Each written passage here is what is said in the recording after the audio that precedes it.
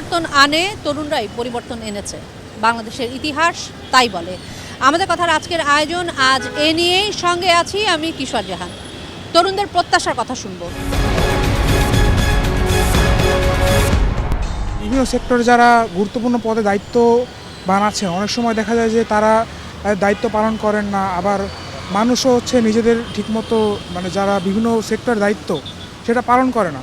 তো তাদের দায়িত্বগুলো যদি শুধুমাত্র ঠিকভাবে পালন করে, তাহলে আমাদের যে ক্ষতিগুলো হয়েছে এতদিন স্বৈরাচার সরকার থাকার কারণে সেগুলো হতো না, যার ফলে দেখা যেত যে আমাদের অনেক অর্থ সাশ্রয় হতো, তারপরে অনেক ক্ষেত্রেও দেখা যেত সঠিক উন্নয়নটা হতো। তো সেক্ষেত্রে অনেক ক্ষয়ক্ষতি কমে আসতো।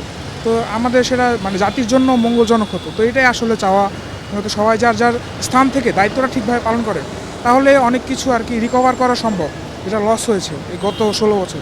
বাক স্বাধীনতা, যেই স্বাধীনতা আমরা পাই নাই, এখন একটা ভুলকে ভুল বলা, সঠিককে সঠিক বলে এটা বলাটা অ্যাকচুয়ালি, এটা না বললে আসলে একটা জাতি ঠিকমতো গড়ে উঠতে পারে না। আপনার মেনলি যে আপনার অন্যায়কে প্রশ্রয় দিয়ে এখন দেশে এই পর্যায়ে আসছেন, অন্যায়কে প্রশ্রয়টা না দেয় এখন আমাদের মেইন টার্গেট। চলমান বিভিন্ন সেক্টরে যে দুর্নীতিগুলো চলতেছে, এগুলো অ্যাকচুয়ালি বন্ধ করাটাই আমাদের মেইন টার্গেট এই মোমেন্টে। একটা নতুন বাংলাদেশ আমরা চাই, সবার মাঝে আমরা চাই যাতে দুর্নীতি যাতে মুক্ত হয়।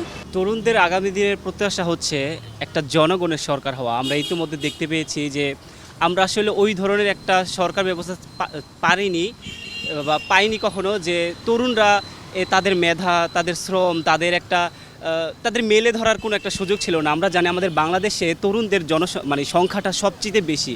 এই জনসংখ্যাটাকে যদি জনশক্তিতে কোনোভাবে রূপান্তর করা যায়, যেমন ধরো আমাদের সবারই কিছু না কিছু ট্যালেন্ট আছে। আমরা এই কোটা সংস্কার আন্দোলন থেকে এই সবগুলোতেই দেখেছি কারো না কারো কোনো না কোনো ভূমিকা অবশ্যই ছিল। তো তাদেরকে যদি আমরা সেইভাবে তাদের কাজে লাগাতে পারি, তাহলে আমাদের মনে হয় যে তরুণ প্রজন্মের এই বাংলাদেশটা সবচেয়ে বেশি এগিয়ে যাবে। প্রত্যাশার জায়গা আসলে আমাদের অনেক রয়েছে, কারণ এতদিন যাবৎ আমরা দেখেছি আমাদের যদি বলেন শিক্ষা থেকে শুরু করে বা প্রশাসন, পুলিশ, সব জায়গাতে আমাদের কিন্তু অনেক হতাশার জায়গা ছিল। আমাদের বিভিন্ন সময় অভিযোগ দিতাম যেখানে দুর্নীতি আছে, যেখানে ডেভেলপমেন্ট প্রয়োজন হচ্ছে না, যেমন শিক্ষায় পর্যাপ্ত বাজেট হচ্ছে না। তো আমাদের সব জায়গাতে ইমপ্রুভমেন্ট করতে হবে। আমাদের প্রত্যাশার জায়গা, সব জায়গাতে আমাদের যে প্রত্যাশার জায়গা ছিল, এগুলো প্রথমে এক করে, যেমন পর্যাপ্ত বাজেট হবে, দুর্নীতি, অনিয়ম এগুলো হ্রাস যাবে। আর যেটা বললেন যে তরুণদের অন্তর্ভুক্তি, এটা অবশ্যই প্রয়োজন। তরুণদের অন্তর্ভুক্তি প্রয়োজন, একই সাথে যারা আমাদের সিনিয়র পলিটিশিয়ানস আছে তাদের গাইডেন্সে আমরা আমাদের অন্তর্ভুক্তি করতে চাই। আমাদের বাংলাদেশে বিভিন্ন দিক থেকে কমতি ছিল অনেক, যেমন আমাদের আইন ব্যবস্থা বলতে, বিচার ব্যবস্থা বলতে, শিক্ষা ব্যবস্থা, সব দিক থেকে আমাদের এক ধরনের ব্যতিক্রম ছিল। এখন আমরা প্রথমেই চাই আমাদের যেন একটা নিরপেক্ষ বিচার ব্যবস্থা হোক, আইন ব্যবস্থা হোক, যেন সবাই সমান বিচার পায়, নিরপেক্ষ বিচার পায়, কেউ যেন পক্ষপাতিত্বমূলক কোনো বিচার না পায়। আর শিক্ষা ব্যবস্থা যেন আমরা বিশ্বকে চ্যালেঞ্জ করতে পারি, এমন একটা শিক্ষা ব্যবস্থা আমরা চাই। আর ধরেন আমাদের সরকার ব্যবস্থা যেন দুর্নীতিটা যাতে করে সব একদম রুট লেভেল থেকে যেন দুর্নীতিটা ভালোভাবে একবারে প্রতিরোধ করা যায়, সেজন্য একটা কার্যকর ব্যবস্থার আশাবাদী আমরা। সেক্ষেত্রে আমাদের নিয়োগটা হতে হবে দুর্নীতিমুক্ত, একদম ফেয়ার নিয়োগ হতে হবে। যখন আমাদের দুর্নীতির মাধ্যমে নিয়োগ হয়, তখন আমাদের মাথায় একটা জিনিস থাকে, আমরা যে ঘুষের মাধ্যমে নিয়োগ লাভ করেছি, আমাদের ওই টাকাটা তো তোলা দরকার। যেমন আপনি ধরেন এই পুলিশে নিয়োগের কথা বলি, ঘুষ দিয়ে ঢুকে, তখন ওনার চিন্তায় থাকে আমি যে ঘুষ দিয়ে ঢুকলাম, আমার বেতন তো অল্প, আমার চিন্তায় থাকে আমার এই যে ঘুষের টাকাটা আগে তুলতে হবে। সেক্ষেত্রে উনি আগেই ওনার প্রাধান্য দেয় কীভাবে আমার ওই টাকাটা তুলতে পারি। দীর্ঘদিনের আমরা যে একটা স্বৈরশাসন ছিল আমাদের দেশে, সেটা আমরা দূর করতে পেরেছি সবাই মিলে। এখন আমাদের প্রত্যাশা, আমরা যে বৈষম্য বিরোধী আন্দোলনটা করেছি, যে আমাদের এই নতুন বাংলাদেশে আর কোনো বৈষম্য থাকবে না। চাকরিতে হোক, আমরা আইনের ক্ষেত্রে, বিচারের ক্ষেত্রে, যে কোনো ক্ষেত্রে আমরা সবাই কোনো বৈষম্য পাবো না। সবাই সুষ্ঠু বিচার পাবে, ন্যায় বিচার পাবে। আর যারা মেধাবী তারা তাদের মেধা অনুযায়ী চাকরি পাবে, যোগ্যতা অনুযায়ী চাকরি পাবে। আমাদের সেই প্রত্যাশাই করি। স্বপ্নটা হচ্ছে আমাদের দেশে গণতন্ত্রের, আমরা যদি ডেমোক্রেসি ইন্ডেক্সটা দেখি, আমাদের পজিশন 76, 75 এরকম থাকে। আমাদের হচ্ছে হাইব্রিড রিজিমের আন্ডারে ছিলাম এতদিন। তো আমাদের প্রত্যাশা আমরা এটাকে হাইব্রিড থেকে আমরা ফুল ডেমোক্রেসি বা ফ্লুইড ডেমোক্রেসির দিকে নিয়ে যাওয়াটা হচ্ছে আমাদের স্বপ্ন। কারণ আমরা স্বপ্ন দেখি গণতন্ত্রের, আমরা স্বপ্ন দেখি সমান অধিকারের, নারীরা সমান অধিকার পাবে, সবাই সমান অধিকার পাবে, সংখ্যালঘুরা পাবে, আদিবাসীরা পাবে। আর ডেমোক্রেসি ইন্ডেক্সে আমাদের র্যাঙ্কিং বাড়বে। আমাদের যে পাসপোর্ট ইন্ডেক্স, সেটাতে আমাদের পাসপোর্টের মান বাড়বে। গ্লোবালি বা বহির্বিশ্বে আমাদের দেশের যে মানটা আরও ক্লিয়ার হবে, আরও ভালো একটা ইমেজ তৈরি হবে সবার কাছে। আমাদের কর্মগুলি যদি আপনাদেরকে একটু অভিহিত করি, এই জায়গা ফার্মগেট তো জানেন অত্যন্ত বিজি একটা এরিয়া স্পট। এই জায়গায় গাড়ি থেকে শুরু করে ভ্যান, সিএনজি, দেন ওই যে দেখেন ওই যে বাস স্পট, ঠিক আছে, সব মোটামুটি আমার এই জায়গায় যত পোলাপান আছে সব দেখতেছে। আর এছাড়া আমাদের বাংলাদেশে আগে যা হতো কিন্তু আপনারা সবাই জানেন, চাঁদাবাজি। ফার্ম গেটের মতো যে এই জায়গায় অসংখ্য চাঁদাবাজি। তারপর আমাদের কারণ বাজারে তো আরও অনেক। ইভেন কালকে একটা চাঁদাবাজ নিজে চাঁদাবাজি, কিন্তু ওদেরকে কারণ বাজারের কমিটির লোক ধরতে আসছে, ও নিজে এসে আমাদের কাছে হেল্প চাইতেছে। হ্যাঁ, এখন আমরা তো না যাই না, আসলে ওদের কাছে দিতে পারি না। তারপরে কি ওই চাঁদাবাজকে নিয়ে আমরা গেছি কামারপট্টিতে গিয়ে দেখি তো চাঁদাবাজের কোনো অভাবই নেই, ঠিক আছে। সো আমাদের এখানে পুরো টিম গেছে, আমরা কালকে 6 চাঁদাবাজ ধরছি, ধরে এই যেখানে তেজগাঁও আর্মি ক্যাম্পাসে এই জায়গায় আমরা সব মানে হস্তান্তর করছি। সুন্দর বাংলাদেশ গড়তে চাই। আমাদের যে যত সব বিশৃঙ্খলাগুলো আছে এগুলো যেন শৃঙ্খলার মধ্যে আসে।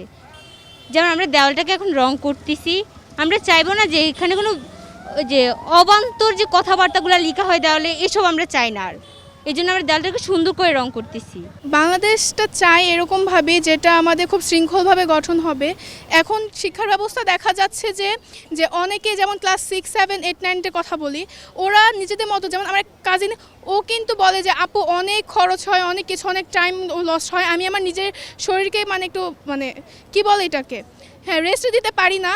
কিন্তু এখনটা এমনটা চাইতেছি যেটাতে মাধ্যমে তোমাদের মাধ্যমে যেমন আমরা হচ্ছে এসএসসি কিন্তু শেষ ব্যাচ, তো এটা আমরা পুরাতন কারিকুলামের, তো এখন যেটা যদি নতুন কারিকুলাম থেকে যে পুরাতন যদি আবার ফিরে আসে তাহলে একটা শিক্ষার ব্যবস্থার একটা অন্যরকম হবে। তো চাই যে এখন নতুন সরকার আসছে, তিনি জানবেন, তিনি বুঝবেন কিভাবে তিনি দেশটা কিভাবে গঠন করবেন, কিভাবে কি করবেন না করবেন। তো আমরা তরুণ সমাজ, আমাদের বিবেক যতটুকু কাজ করে, তো আমাদের মতে মনে হয় যে শিক্ষা কারিকুলাম আগের ব্যবস্থা নেওয়া হোক, যাতে সবাই শিক্ষিতভাবে একজন জাতি হয়ে গঠন করতে পারে। আমরা চাই একটা সুন্দর বাংলাদেশ বলতে এই জায়গায় তরুণদের অগ্রগতি নিয়ে বাংলাদেশটা চলবে, যে কোনো দুর্নীতি বা অনিয়ম বা ধরেন চাঁদাবাজি এগুলো যেন না হয়, এগুলোর যেন আমরা প্রতিবাদ করতে পারি সব সময়, আর সাধারণ জনগণের সাথে যেন থাকতে পারি, যে তরুণরা পারে সব কিছু। আমাদের প্রত্যাশা এইটাই, যেন আমরা একটা সুন্দর বাংলাদেশ পাই। আমাদের বাংলাদেশে কোনো নিয়ম শৃঙ্খলা এতদিন ছিল না, আইন কানুন কোনো কিছু আমরা নিয়ম মতো পাই নাই। যেমন পুলিশ বা বিভিন্ন জায়গায় বিভিন্ন ধরনের হয়রানি করতো মানুষকে সরকার দলীয় পক্ষ হয়ে। তো আমরা এমন বাংলাদেশ চাই যে বাংলাদেশে কোনো ধরনের কোনো অবৈধ কোনো কিছু, রাস্তায় কোনো লাইসেন্সবিহীন গাড়ি চলবে না, ড্রাইভিং লাইসেন্সবিহীন গাড়ি চলবে না, প্রত্যেকটা নিয়ম শৃঙ্খলার মধ্যে থেকেই করতে হবে। এবং আমাদের সাধারণ শিক্ষার্থীদের সর্বোচ্চ অধিকার আমাদের দিতে হবে। আমরা যাতে কোথাও কোনো রাজনৈতিকভাবে কোনো হয়রানির শিকার না হই কোথাও, এবং আমাদের কোনো সাধারণ মানুষ যেন কোথাও হয়রানির শিকার না হয়। পরিবর্তনটা হচ্ছে আমরা চাচ্ছি যে যাতে সব কিছু সুশৃঙ্খলভাবে চলে। আসলে ট্রাফিক যখন ছিল তখনও সব ঠিকভাবে চলতো, আমরা সেই রকমই ট্রাই করছি, কিন্তু আসলে স্টুডেন্ট মানুষ পারছি না, কষ্ট হচ্ছে, তাদের কষ্ট ফিল করতে পারছি, অনেক কষ্ট করতো। তো চাই যে হ্যাঁ, আমরা তো সবসময় থাকতে পারবো না, কারণ স্টুডেন্ট পড়াশোনা করতে হবে, আর চাচ্ছি যে তারা যাতে তাড়াতাড়ি চলে আসে। আমরা চাচ্ছি যে বাংলাদেশের প্রতিটা সেক্টরে দুর্নীতিমুক্ত হোক এবং জনগণের জন্য কাজ করুক। আমরা পুনরায় গণতন্ত্রে ফিরে পেতে চাই, এবং আমরা যে ভোটাধিকার যে আমরা করছিলাম দিতে পারতাম না ভোট, সেই জন্য আমরা চাচ্ছিলাম যে আমরা পুনরায় সবাই সুন্দরভাবে ভোট দিতে পারি। যেই দলই আসুক সামনে নির্বাচনে, আমরা আশা করি যে জনগণের জন্য কাজ করুক আর আমাদের শিক্ষার্থীদের প্রতিটা দাবি মেনে নিক। এবং আমরা বিশেষ করে আমরা শিক্ষার্থীরা মোটামুটি অনেক সেক্টরে হয়রানি হইতাম। যেমন আমরা আপনার যে কোনো সেক্টরে গেলে তাদের বলতো যে লাঞ্চের পরে আসো বা একটু পরে আসে, এইসব দালিল বন্ধ হবে। বিশেষ করে আমাদের প্রায়োরিটি আগে দিতে হবে। আর আমরা প্রতিটা আন্দোলনে মোটামুটি সব ছাত্ররাই অংশগ্রহণ করছি। আমি বিশেষ করে আপনার 20 তারিখ আন্দোলনে 3টা গুলি খাইছি, আমার পাওনে এখনো হারতে পারি না, আমার জন্য দোয়া করবেন। এতদিন তো চলে আসছে সব অন্যরকম বিশৃঙ্খলার একটা নিয়ম, এখন নতুন করে সব শৃঙ্খলার মধ্যে আনা, যেমন গাড়ি ঘোড়া থেকে শুরু করে সব কিছু।